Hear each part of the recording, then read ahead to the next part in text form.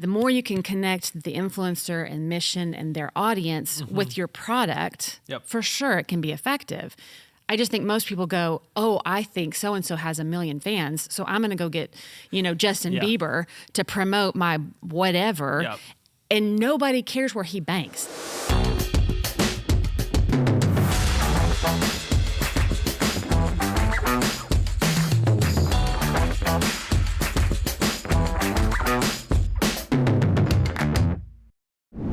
Well, welcome back to another episode of Good Business. Today, I've got a special guest, Cathy Landtroop.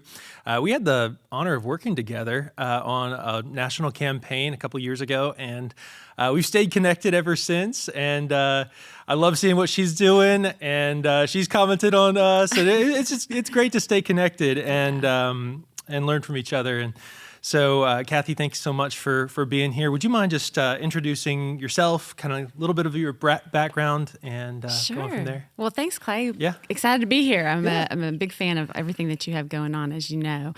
I backed into marketing is the truth of it. I did not go to school for it. I did not plan on going this direction. Jim and I it's my husband, and we were young and had 3 kids under the age of 5, and moved out to West Texas to help him start his first business. And I kind of helped grow that and while being a mom of some littles. And we planted a church. I was volunteering for political campaigns back then a little bit, and got some experience in those things, and looked up in 2008 and decided I wanted to do my own thing. I'd been in development for a little bit, business corporate development, and had a great job and didn't have any reason to change, but I was meeting with entrepreneurs for a living, basically, and decided, why can't I do that? So in the middle of the night in 2008, I said, I'm going to start an agency, and it was called Landtroop Strategies, and I just knew it was strategic. Again, no degree in marketing, but really had a passion for telling stories and was good at that, and found that my skill set basically was helping see an outcome and motivate folks to take actions to ultimately achieve that outcome. So helping people win, helping other people win, which is the definition of marketing, really, if you simplify it. And so went to a local bank, and more on that later, but someone who should not have taken a chance on me took a chance on me, just surely out of thinking I had the tenacity to do it, and was self-taught, and a decade later, looked back and had built a 7-figure agency, had worked with several amazing people, had represented the Benghazi survivors, worked on 2 presidential campaigns, helped 1 million young entrepreneurs start their first business through Lemonade Day, represented the Republic of the South Sudan. I mean, just a very wide variety of clients and experiences that ultimately took me back full circle to that banker that took a risk on me. Worked on a fintech with you for a time, and so through agency, I've had just some amazing experiences. In 2020, I felt like God was calling me to sell it and to go full time for the bank that was there at the time. We were 800 million. We just passed 2 billion this year, and Vista Bank represents. It's a commercial bank, so it represents entrepreneurs. And looking back in January of 2020, what we couldn't know then and God knew, was that I could represent 50 entrepreneurs as an agency, or help thousands of entrepreneurs across the country survive what would be their hardest time in business ever. And so it was a blessing for both of us. John needed somebody to help him get the bank to the place where we were doing things, and we were on the cover of Wall Street Journal because we were the second biggest Main Street lender in the country. And so he was willing to help businesses at that level, and I was willing to dive in and tell everybody that we were willing to do that. And they were absolutely happy to take the help. So, working at Vista Bank still, and love that. And that's me. That's wow. That's a lot packed into like a minute. So would you mind just kind of sharing a little bit about your journey in the agency world? Like, how did you grow it, and what was your goal in doing that? I know you said you wanted to help people, but what was that trajectory that you were on? And I think, starting out, I felt like it would be political. I had spent a lot of time at that point helping candidates win, and I felt like I'd be a political strategist. The thing is, that's very seasonal. And so as basically to supplement that, I ended up, working on corporate work as well as causes, nonprofits and such, just to kind of fill in that gap. And then found myself loving working equally. It's the same skill set, just to help people reach their goals. And I think if you just do business with integrity and hustle and try to be at the top of your game and where they see that you're going to work as hard as they do, because the people that hire you and I want somebody that shares their sense of urgency and work ethic, and you build a reputation for integrity and work ethic, and the rest you can learn along the way. I love it. So, what made you want to manage campaigns, or a warped sense of pain? I don't know. I've been in that realm too, and it's not. I wouldn't categorize it as fun. No, but what's the mindset behind that? I would say I've always said it's the last true adult game. And so I think if you like to think strategically, there's, in my business, it ebbs and flows and it's fluid, and you can be winning, but there's very rarely a date, an hour that you have a defined closure to your victory or your loss. It's true. And in politics, it's very specific. Yeah. You either win or lose, and it's as of this date, this hour, or it should be. Yeah. Ideally. Hanging Chads aside. So I think, for me, I love strategy of it. And I love to be challenged. And it's the chess game of candidates, having to find themselves and define their opponents to try to do that in the healthiest way possible. And it's 24-hour news cycles. It's you can be proactive all day long, but you have to be able to react very quickly and pivot. And so it's exciting. Fun, I don't know, fun is the right word for it. It's definitely a rush. Yeah. And if you look back when I started the agency, you'll get a kick out of this. I didn't call myself a CEO because I didn't think I was qualified to be CEO, and wondered if one day I would hire a CEO of my company. I call myself the director of world change, which technically is bigger than a CEO, but it was a great conversation starter with clients. And really that's what I think politics is. It's just the ability to really have measurable impact. And so we need more people doing it right, not just as candidates, but as managing campaigns and helping them. Yeah. Well, and you guys, as a family, decided to get into politics too, right? You want to share a little bit about that? For sure. Yeah. So right about that season early on, 2002, 2003, like I said, I'd been volunteering and helping our local congressman get elected. At the time, a lot of people in that campaign wanted me to run. And I would have loved it at the time, but again, I had 3 under 5 or 6 at the time, and it was just not, I didn't want to do that. My husband did have a desire to do it, and so we ran against the Speaker of the Texas House. That's a good first one to start off with, and put everything into that wholeheartedly. Lost by 300 votes in the middle of the night, and it was a tough one with 30,000 votes cast. It was really close. But he would go on to win in 2011 and serve honorably and get a lot of amazing things done for Texas before being redistricted, which is what happens sometimes when you take a stand, and he took a lot of them. So yeah, wow. So y'all are all in on this whole world change. We laugh that, we kind of have spent 31 years now back to back, like with our arms crossed, fighting all these battles. Every once in a while we should turn around and say hello, Truth. Wow. Well, thank you guys for what you've done to make Texas great. Well, thank you. I think it's a fantastic and honorable thing. So when it comes to just the topic that you and I first started talking about, when I was like, hey, Cathy, would you come onto the show? We're in the midst of a presidential election right now. And not to date this episode, because I'm hoping it'll be evergreen. We'll see.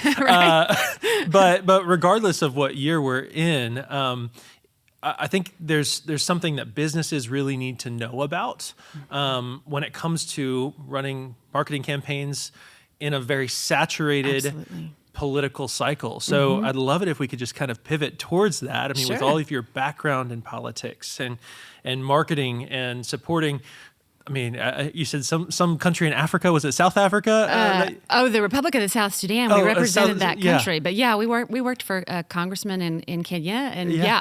So you've truly got an understanding of how this works. So would you mind just telling us, like, how does a political cycle like this affect marketing? Sure, absolutely. Well, and talk about being evergreen.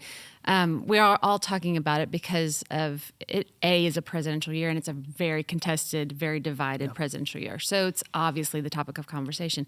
The truth is every year is a political cycle. Yeah. And if you're in marketing, you've got to understand that. Whether you represent candidates or not, you're not good for the rest of your clients if you don't understand this cycle. So every 2 years, we're electing state representatives. Every 2 years, we're electing congressmen and women. Governors are every 4, but they're on the off cycle. And then you have the mayors and local stuff that's also, so every year there are some races going on.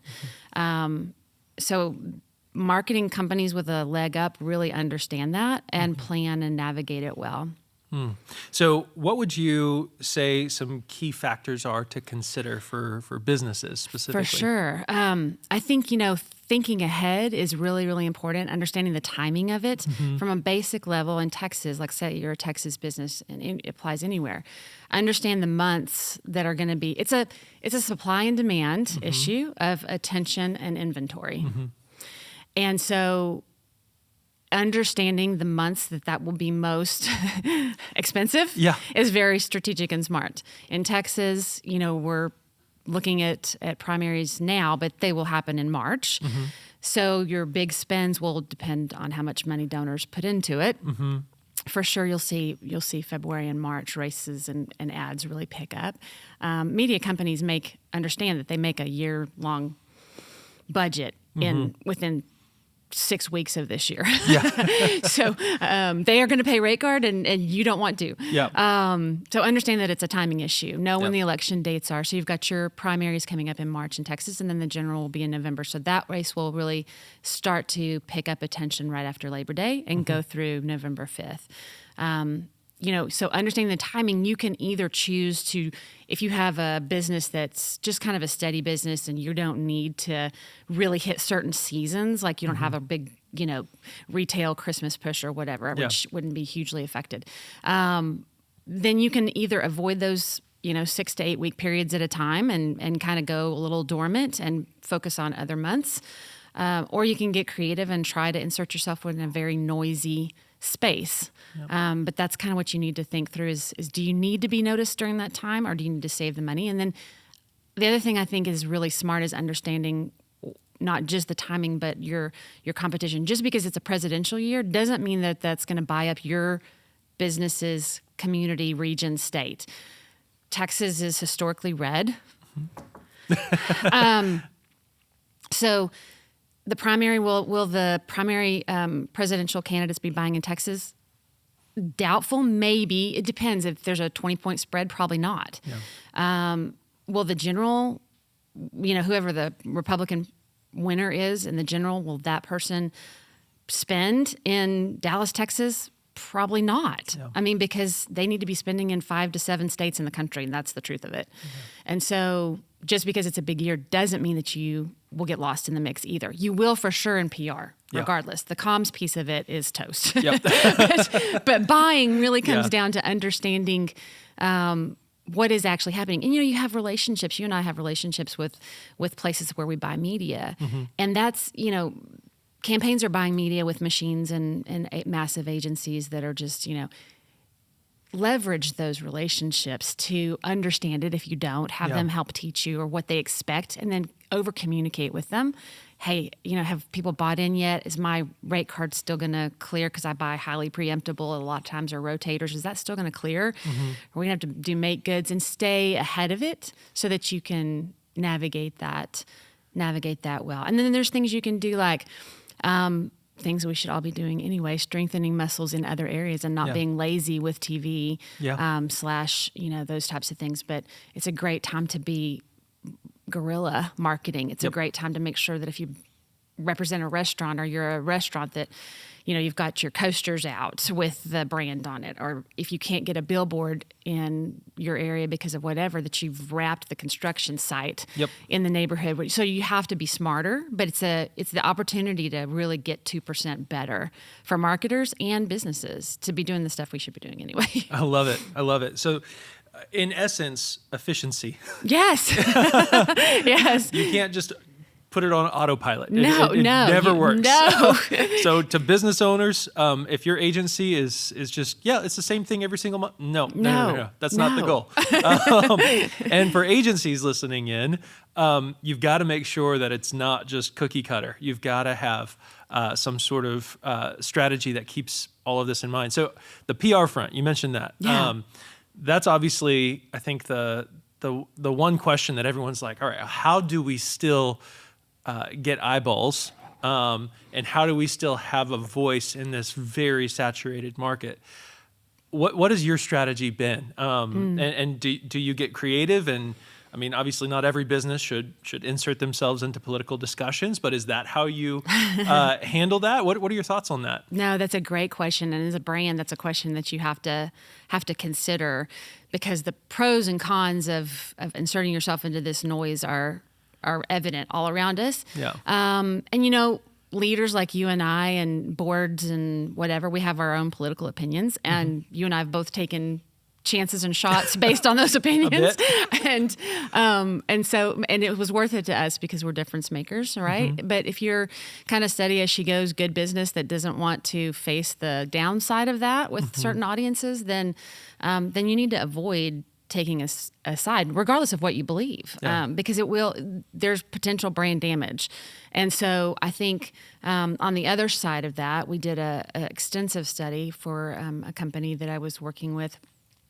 And we looked at polling, and we were polling conservatives, but we did a poll the size of a presidential poll. So very good statistical data that showed, all cases being equal, if two companies have the same products, services, and are equally good at what they do, people are going to want to do business with people companies that share their values. So if you share the values of your customers, and then it's a good time. Politics is a good time to come alongside those values with them. Just understanding that when you do that, you're alienating half the country. Yeah. And if your business and your board and you're as good with that, then that is when you get in there. But if they're not, then you experience Bud Light or, the Dixie Chicks, or I don't know. There's plenty of people that didn't really understand their audience very well, that got involved with their personal beliefs and political cycles, and it didn't end as well. In fact, there's probably more cases to be made like that than ones that did it right. Yeah. Well, and if we can possibly speak a little bit about the fintech that we worked on. Yeah. I mean, I'll let you. How about I'll let you speak about it. But I mean, it was very much in that 100%. In that line. We knew our customer. Mm-hmm. We weren't afraid about that, and it actually worked. It worked. Do you want to speak to that at all? Well, it's to say what worked, you would think it was still around. So it's confusing, and a lot of legal things that we won't get into. Side, but on the marketing side, it worked. Yeah, no, 100% on the marketing side. I mean, in the reality, what we saw was the power of people don't want to be sold to. You know that with StoryBrand, people want to be a part of a story, and so as we were developing the marketing piece behind this fintech, from naming it all the way through to the social media posts and whatnot, it was always about, and the founder, to his credit, saw that it was never about a cost per acquisition. I mean, if we were talking about comparing ourselves to other fintechs and their cost per acquisition, we had lost. Yeah.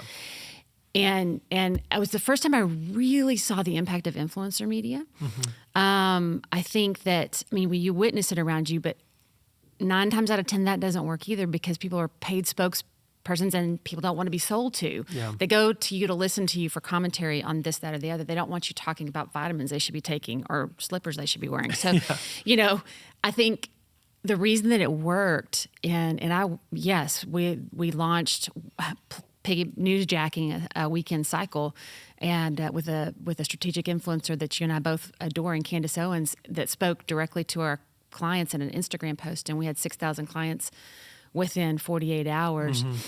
There's fintechs and banks and financial groups that don't have that in a lifetime of their business, and we had it in 48 hours. So it definitely resonated if you got the person that bought in. Yeah. The influencer bought in. Yeah. It wasn't a paid, spokesperson. It was someone that was a co-founder, but really, really bought into the cause. And so her audience then believes her, and she's transparent as can be. And yeah, it can, when it works, it can be fire. Yeah. For sure. I love that. So you mentioned influencer media doesn't always work. I'd love to kind of pull on that thread a little bit. Yeah. Just with your experience, because that's a huge market right now. For sure. So why would you say, I know you've already related it to the fact that people don't want to be sold to, but Yeah. why would you say that influencer media doesn't typically work? I think too, it's a lot of times it gets out of somebody's vertical, right? So if I'm, for example, I haven't aligned with, we have all the NIL stuff that's happened with the athletes, and it's a lot of, you should be sponsoring XYZ athletes at colleges and whatnot to align with your brand. And I just don't see the data that says that XYZ linebacker on Alabama converts on, I should bank with that bank. Again, the more you can connect the influencer and mission and their audience with your product, for sure it can be effective. I just think most people go, oh, I think so-and-so has 1 million fans, so I'm going to go get, Justin Bieber to promote my whatever. Yep. And nobody cares where he banks. Yeah. They just don't. Yeah, it's true. Have him talk about, some sort of microphone that he uses, or some sort of, then okay, that can He's make great sense. at selling merchandise for For Alabama. sure. Right, exactly. So align the purposes very well, and the audiences very well, and if they can speak transparently and honestly and passionately about a business. But if they're going to read a script about a business that's not aligned with what they do, micro influencers I think will be extremely effective, because and we were looking at that, but in addition to Candace and others, was because an audience of 30,000 that is super motivated behind one person, and you align with their audience and mission, and multiplying those influencers could be more effective than getting a country western artist that may or may have 5 million followers or 50 million followers, but again, don't align with what you're doing. Yeah.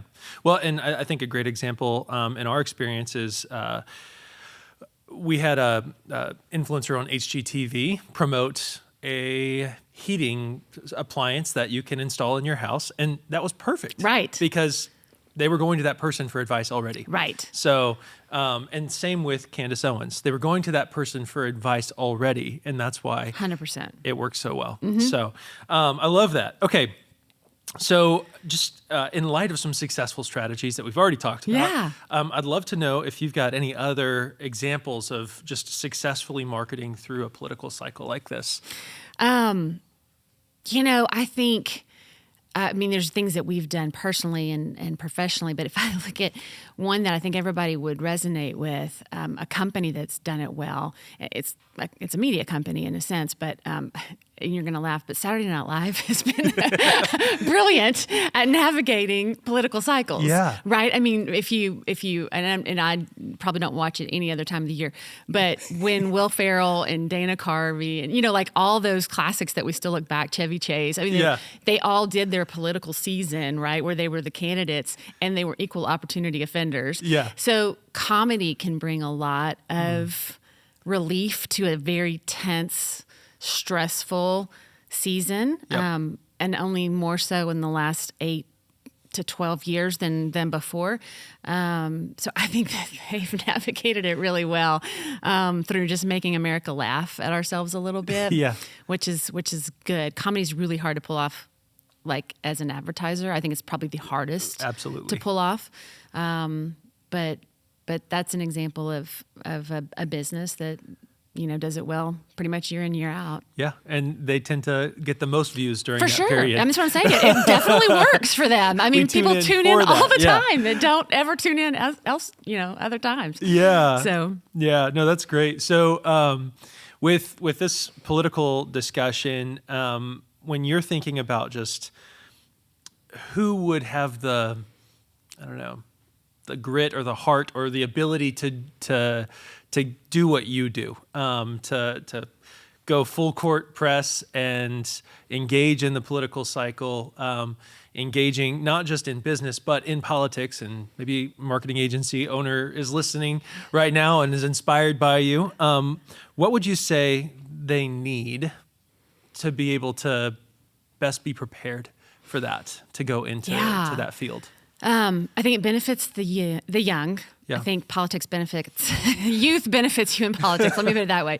I'd love to say that to all of our current political candidates. Not so much. I mean, yes, candidates is a you want a little bit of experience, maybe not quite so much, but definitely as far as like working, there's a reason they say that the world's run by 25-year-olds. Because if you spend any time on the Hill here or DC, you see that it's the staffers of the 80 plus people that actually are awake and doing the job. But seriously, it's because it's really hard on a family, especially if you're going to get involved at that level where you're actually like running campaigns and or serving in an office for an elected official. It is extremely time consuming and high stress. So it is a reason a lot of people get in and get out. Yeah. I think if you're doing it as an agency, you have to have the stomach for it. You have to understand that there's going to be people that don't like you, that don't like the fact that you took XYZ client over another. You have to be resolute in what your values and your beliefs are and be willing to speak truth on that. If you do that and you're willing to hustle and put in the work, you can learn to tell the story. The same skill set applies. You just have to the ones that do it best do it because they want to make an impact. And unfortunately, I would say most candidates go into, the road to hell's paved with great intentions. I think most candidates go in with that reason too, right? And power and money corrupts the system and most everybody along the way. But if you have a heart for it and it fascinates you and you love strategy, and you're willing to just work your ass off, then try it. And you start small, start local, start small. Yep. And I did a race one time for a education person that in West Texas. There were 77 counties, and you had zero budget because nobody cares who the education commissioners are. And so we crafted this PR tour where we had to hit 77 counties in 77 days. Wow! And so we just made it all. It was cheap, but like he had to do the work, and we had to do the work, and we had to tell the story in each county, and so like start small. You won't have a big budget, but you can test your chops and try to figure out how to win with less budget and be scrappy. And then if you get the bug, you'll have the bug and you'll know it, and you'll do other stuff. And before long, everyone who runs will come to you. I love that. So do you want to continue in the political realm, or are you done? are you like, hey, I did my time. We made the impact. I'm enjoying working at Vista. Let's go move to the beach. Yeah. No, I don't think. I had 3 grandparents live over 100. Wow. So I'm literally at 55, middle-aged. And so I look at it and I think it's hard to think of walking away from making an impact. And I do believe so much in this country. I believe in the founding principles. We are messy and imperfect and scarred, and I'm not naive, but I do think it's the greatest nation God gave man. And I look at how we've lost so much freedom because we're comfortable. Yeah. Quite frankly, we're too comfortable. We're too well off as a nation. Yeah. I took my oldest son to Africa after his junior year because I wanted him to understand what poverty was. because we think poverty, and I'm not saying there's not poverty here, but we think poverty is you only have one car and one cell phone and what, and I was in high school and that was our life. We shared a car between 5 people, and we've become so affluent as a country that our standards have changed, and that's good. We should aim for those things. Yeah. But you can't take for granted what we've been given here and what we've been blessed with, and I think because of that, we're having conversations over ridiculous things and losing freedoms right and left. And look at COVID and how quickly we gave up freedom for what we perceived to be security and lost a lot of both. Mm-hmm. So what would you say is your encouragement to business leaders, local folks thinking about running for office, agency owners? What would you encourage them in light of that? I think that the way that we push back for freedom is to speak truth. I mean, if you look at, that's a very biblical principle, is that there's truth, there's freedom in truth. And we have to be willing then to take a stand on values and principles that we know are true. And that's hard because you feel like you don't need to do it by arguing on Facebook. There's a way to do it, but you need to be able to say, truth will put darkness where it needs to be. And so if you can do that as a business owner, if you look for opportunities to do that with your children, your family, and your community, and then in your business, and just take stronger and stronger stances and not be afraid of that. I love, like, for example, I'm a huge fan of Tucker Carlson, and I love right now how he's just, and has been, for several recent years, but just really just calling it as he sees it. And Candace is the same way, but I just appreciate people that are not afraid to get the hate mail and the hate letters and the death threats and everything because they just speak truth. Yeah. And that we can all do that in our own sphere of influence. Yeah. I've on you do it all the time. No, you're a perfect example. Yeah. Well, I was encouraged. One of the other guests on the season this year, he's running for a local city council seat. And he was speaking pretty much the exact same thing that you are, which is, hey, it doesn't even matter what side we're on. I mean, it doesn't even matter if blue, red, purple, pink, whatever it is. What matters is, are we aiming to help our fellow man? Are we aiming to protect the freedom that we have? And that's it. Yeah. That's it. It's not about a political party. It's about doing what's right. Right. And speaking truth. Right. And if someone is struggling with that, not villainizing them, not alienating them, saying, hey, I care about you. Right. And reaching across the aisle. I think that's a lost art. It is a lost art. And I think it's something that we are all craving. Yeah. Everybody in this 100%. entire country is craving right now. 100%. And can we just be normal and have a conversation and make some common sense decisions? Like communication, reaching across the aisle has gone out the window, but so is just common sense on both parties. Yeah. It's ridiculous. Absolutely. Some of the conversations and arguments that we're having and decisions that we're making because of what? Yep. Eating our own. Eating our own, right, for sure. Yeah. So I mean, I've personally been encouraged by people like you, by the other guests on this season that are speaking that kind of truth. And I hope you guys listening in are encouraged by it as well, because it's going to be a crazy year. It is a crazy year already.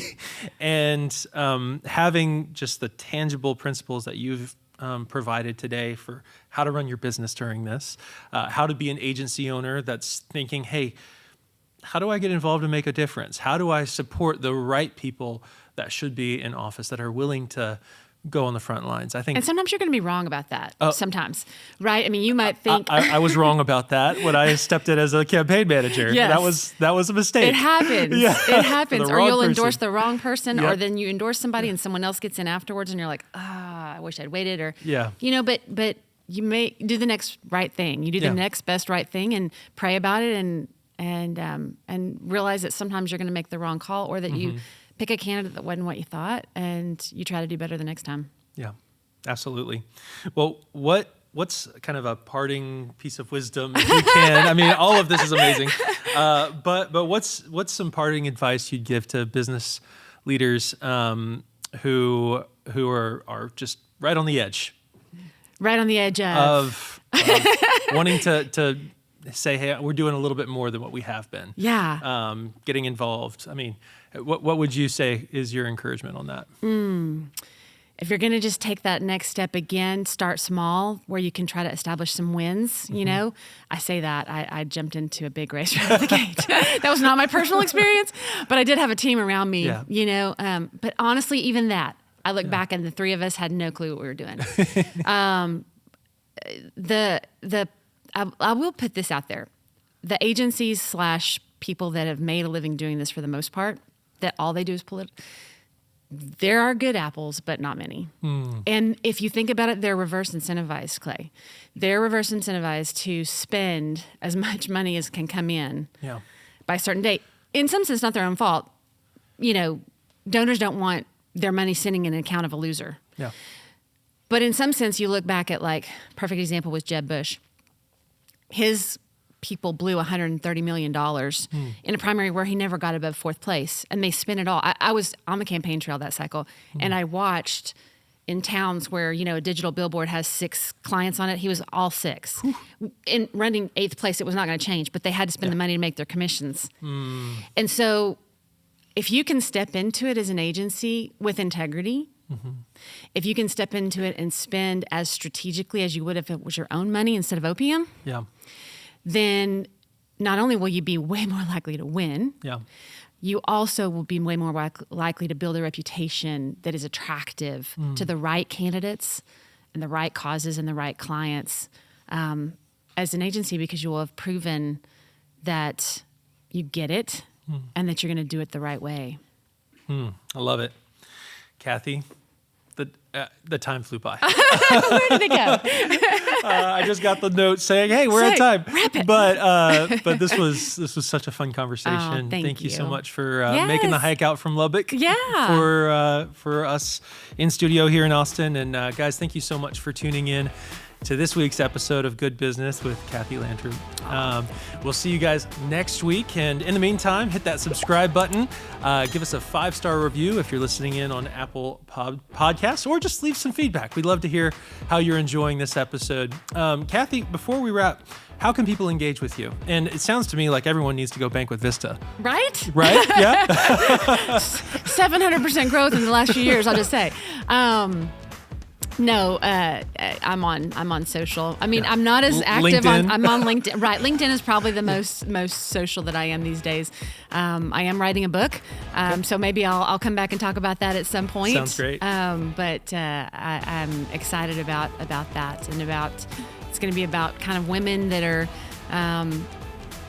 created as really strong alpha women in a very gender confused world. Shouldn't be, but is. Yeah. And how do we lean into that to be all the leaders that God's created us to be? How do you marry and love a woman that's wired like that? How do you manage a woman that's wired like that? And so I think it'll be good. I'm writing it for my daughter, but I'm hoping that it'll be a playbook for others as well. I love it. So yeah, follow Cathy on LinkedIn, and you'll stay in the loop on all that's to come. So we'll see you guys next week. Thanks. Thank you, Cathy.